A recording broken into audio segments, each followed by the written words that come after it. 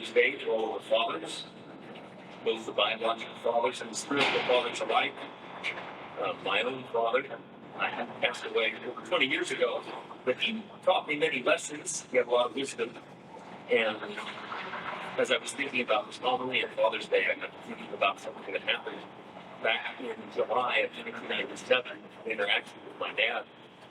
And I've told this story before, but it's been a while, and it just left such an impression on me with my own dad that I think it's worth retelling. Because many of you know, we grew up in western Kansas, and we had cattle, but we also had crops. And June and July, late June and July, is the time for the wheat harvest. And so my family was harvesting wheat, and the crew there were a couple of combines, and I was one of the truck drivers for the harvest crew that summer. We had 3 dump trucks, and so the 2 truck drivers would take turns hauling the grain into town. Now, this particular day, I crawled up into a truck that we called the binder. There's a long story behind that I won't go into today to bore you with agricultural equipment history, but it was called the binder, and the binder would go fast, quite honestly. And I was 20 years old, and I liked to drive the binder fast, whether it was empty or whether it was loaded. I would drive those county roads way too fast. And I took off from the field. The truck probably weighed 52,000 pounds loaded. And I have a 2-mile drive to the main county road, and then it's 4 miles into town.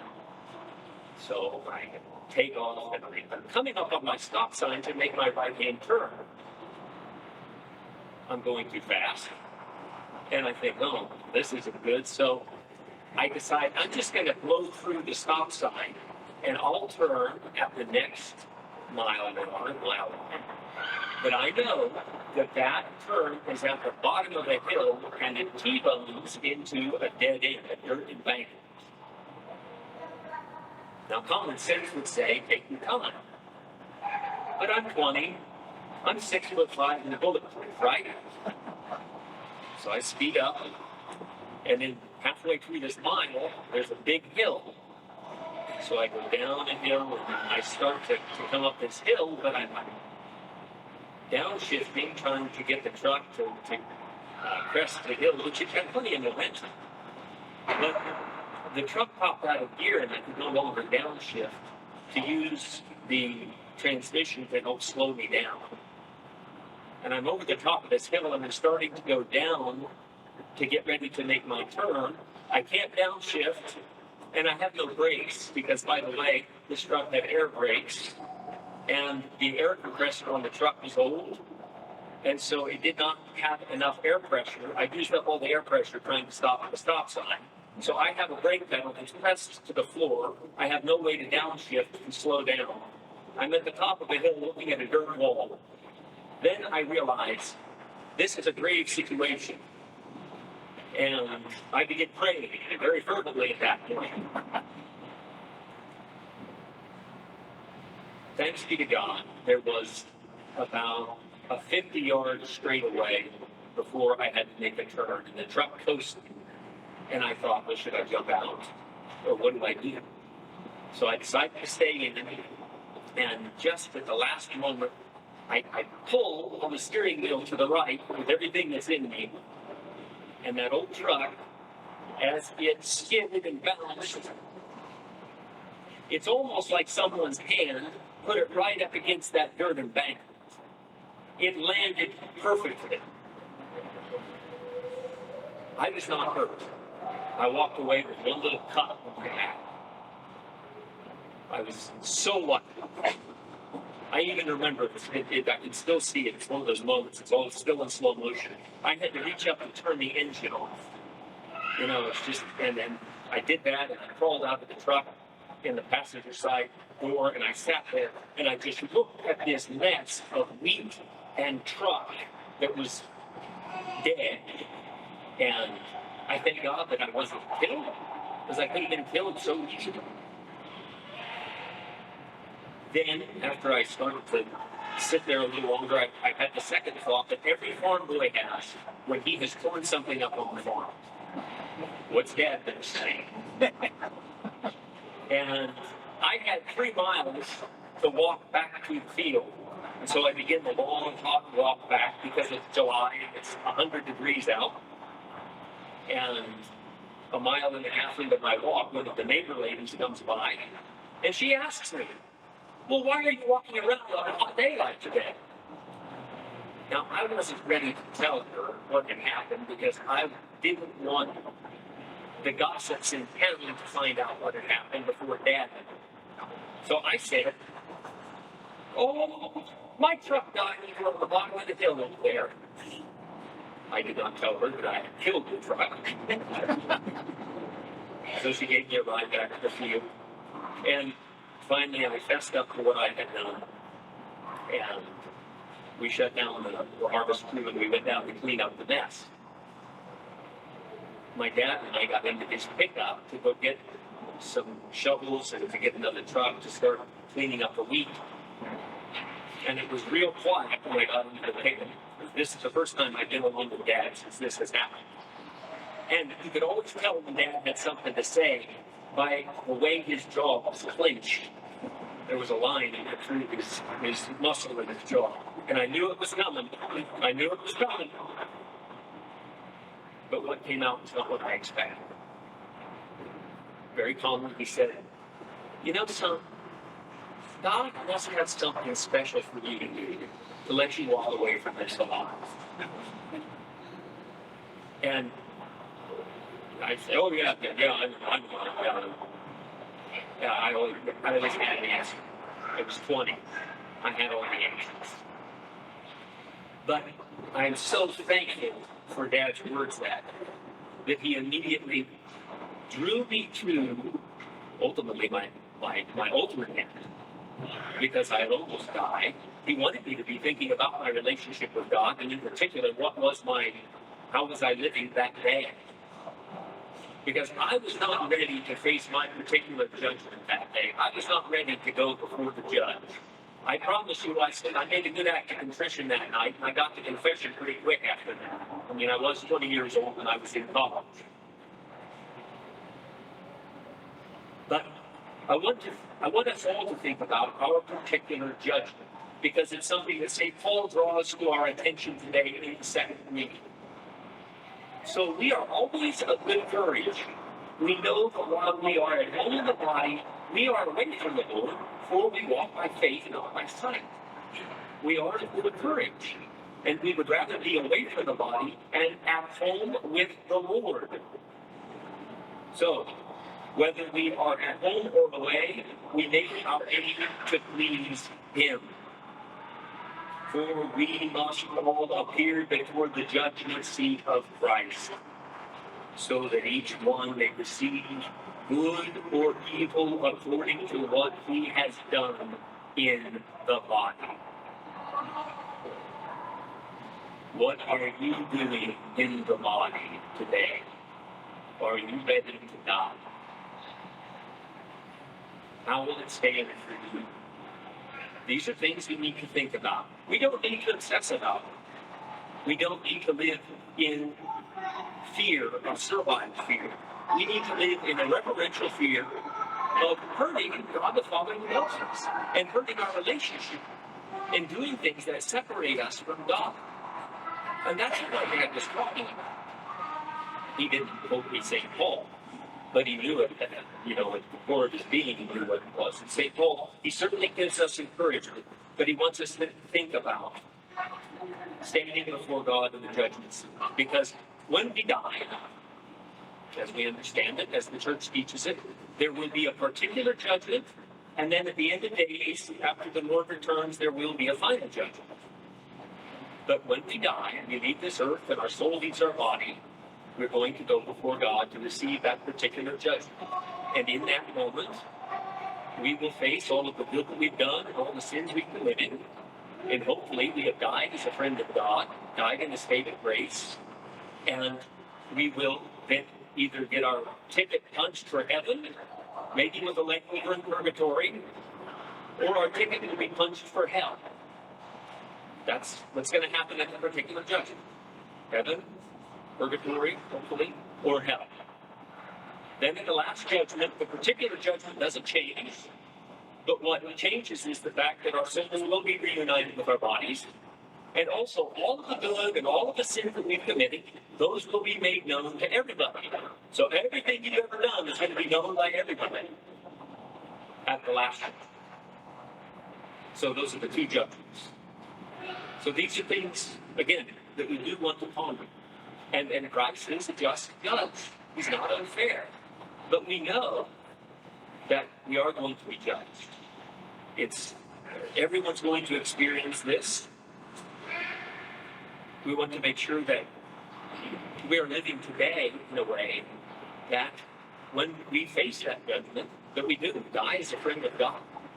And that we're striving everything we can to make sure that we receive a reward at the end of days and not an eternal punishment, an eternal separation from God. Having our ticket punched for hell as it were. And so thinking about how I'm living today, as St. Paul says, what am I doing in my body today? What will my judgment look like? Because we walk by faith, we live in the hope of a just judgment. And yes, we make mistakes. Yes, we fall into sin. But, and this is something that we go to confession. But we're going to receive that judgment. The Catechism gives it to us in paragraph 1022. Each man receives his eternal retribution in his immortal soul at the very moment of his death. And in a particular judgment that refers his life to Christ, either entrance into the blessedness of heaven through a purification, or immediate and everlasting damnation. And St. John of the Cross, the Catechism gives us a quote. At the evening of life, we shall be judged on our love. So how well have I loved God in this life? How well have I loved neighbor in this life? And not the warm, gushy feelings of love, but that sacrificial love. Really living out of the love of God that's really sacrificial. The understanding that it is a disinterested self-love that the Lord is calling me to live out. Now, some people might say, well, I don't believe in all that, Father. I think after this life ends, that's all there is. Well, there have been too many near-death experiences described by both believers in God and non-believers who say, no, there's something there. I saw a light. So I would plan on something being there on the other side of the door. Some people might say, I'm a good person. I'm a nice person. And, I think, I'm just going to keep living the way I'm living. I'm just going to keep going. I'm a good person. Good? Good is kind of a relative term. Good according to whose definition? Nice according to whose definition? God's definition.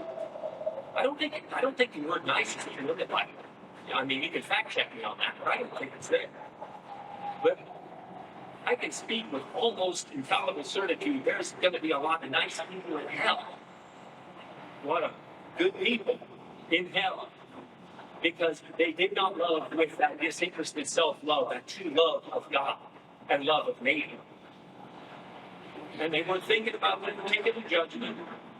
They're just kind of going along. They ignore the commandments, or they might like some of the commandments. It's the whole cafeteria Catholic. They pick what commandments they want to live by, and they ignore the other commandments. And that's no way to live. It's ultimately a very selfish way to live.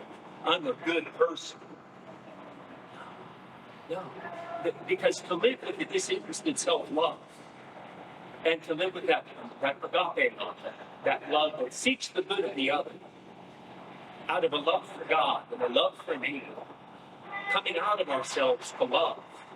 Because, as St. John of the Cross says, at the end of our lives, we will be judged based on how we love. And did we have a sufficient fear of offending a God our Father, who loves us? That's how we want to live. Now, we're going to make mistakes along the way. Thanks be to God. Jesus has given us the sacrament of confession. along the way to tell them that we're sorry and to make reparation for our sins. But it's sufficient enough too that we're in a state of conversion. We're practicing Catholics. We're practicing to get better. We're practicing in our love. We're not perfect yet. We're trying. St. Peter says in 1 Peter chapter 4, verse 8, above all, hold unfailing your love for one another, since love covers a multitude of sins. And so when we love and when we do good works, by all means, do good works. Yes, be a good person, but don't limit it to being a good person. Be a holy person. Be a generous person. Be kind. Be selfless. Be great-hearted.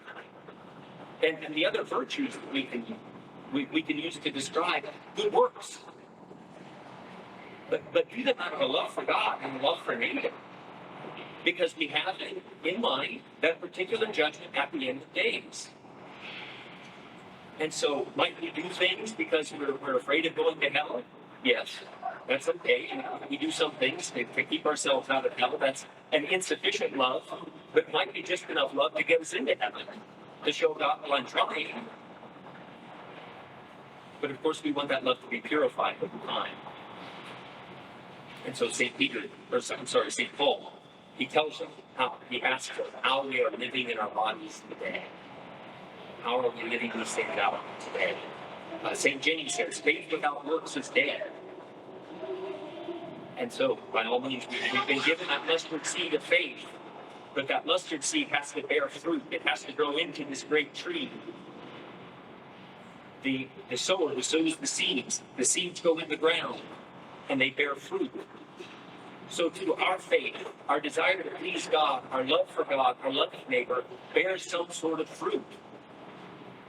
And so we can rely on that. Some of the good works that we do, we're doing this because we want to please God.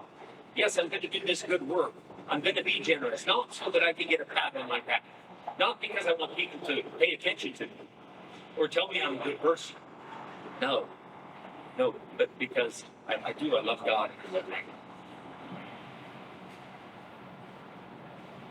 We want to continue working and cooperating with God's grace and believing and reforming our lives. And we ask Him for the grace to do that. In this month of June, this month of the Sacred Heart, it is that heart of Jesus, and we have the image of the Sacred Heart and the altar and other images around the chapel. But that image of the heart is an image that reminds us of the love that Jesus has for us, that heart that burns with love for humanity, and that heart that was pierced out of love for us, with that crown of thorns, with that wound from the spear, the lance, from the centurion. And so we see that emblem of love. We do want to live lovingly. And we want to make reparation for our own sins and for the sins of the world. And I'd like to propose to you something. It's not talked about very much. They were an old practice, but I guess today I want to start a new fad or revisit old traditions and resurrect them. But the practice of ember days was something that was practiced in the church in the preconciliar days of the church, and they are still they aren't officially observed on the church calendar.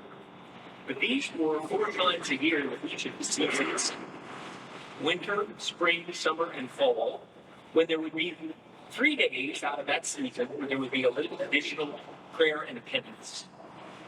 And this was actually rooted and reflects a Jewish practice that can be found in the book of Zechariah, chapter 8, verse 19, when 4 times a year the Jews would do extra prayer and fasting. And so the ember days, winter, spring, summer, and fall, they actually come after Ash Wednesday, after Pentecost, after the Feast of the Exaltation of the Holy Cross, and after St. Lucy's feast day in December. And so if you're interested in the Ember Days, I posted the dates for the 2 sets of Ember Days left on the bulletin board in the back. They are in September and December. But basically what they are is fast days where you fast and abstain. You offer prayers of thanksgiving for the good things in life, especially the fruits of the earth that God has provided for our physical well-being. It's also for praying for priests, because on the Ember days in the old calendar, priests would often be ordained on Ember days. And lastly, for almsgiving, generous giving for the support of the poor. But to have this attitude of making reparation out of love for God and the damage in our relationship with God and the damage in our relationship with neighbor, the Ember days are a way to help counter that. Because it's another time through the course of the year, we visit that. We intentionally bring these days of penance into our life. And we say, Lord, I want to do this to help reset my relationship with my neighbor.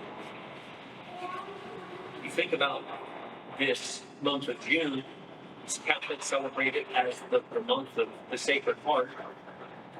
The woke religion celebrates it as Pride Month. And, it's really interesting. I was listening to a political commentator, and he counted up the days of the year that the woke religion celebrates Pride in its various forms. The LGBTQ plus Observance History Month, which is different from Pride Month. I don't know if you knew that or not. There's 135 different days a year that the woke religion celebrates deliberate sodomy and sin. 135 days a year. Do you know that? It's pretty sad. So if the woke religion is going to celebrate for 135 days their deliberate sin, I went ahead and counted up what is it that Catholics are doing to offset that through their prayer and penance. And the best I can come up with is 122 days. 40 days of Lent, 20 days of Advent, 50 Fridays a year, because every once in a while I know there's 52 Fridays in a year when we're supposed to abstain from meat on Fridays, or keep Friday as some sort of penance, a day of penance. And that plus 12 Ember days, that puts us up to 122 days. So that's kind of the scale, that's the balance. What are we doing in terms of thinking about our own particular judgment, but out of love for neighbor, also making reparation for sin in general? This is something we need to take seriously. So that's why I propose the Ember days, along with the Fridays of the year, and taking seriously our Lenten fasts. And now maybe you can't fast due to some medical condition, so you choose some other form of fasting, maybe fasting through technology. And setting aside the phone for a day, or setting aside television for a day. If you haven't done this already, maybe you need to cancel Disney Plus from your streaming platforms. If your streaming platform causes you to sin, shut it off. Because they're just promoting the woke religion. And there are others like that as well. But if we want good fruit to be born out in our lives, if we want there to be that tree that grows out and the seeds to grow into the fruitful harvest, it's going to be based on how we live our lives in the bodies that have been given to us. It's going to be based on how seriously we take this particular judgment that we are going to have one day before God. Because it's going to come, a particular judgment is going to come. We know it's coming. How are we prepared? But we proceed in faith, in great confidence in the Lord's love and mercy. St. Paul tells us in that second reading today, for we walk by faith, not by sight. We are of good courage, and we would rather be away from the body and at home with the Lord. So whether we are at home or away, we make it our aim to please Him. Praise to Jesus Christ, now and forever. Amen.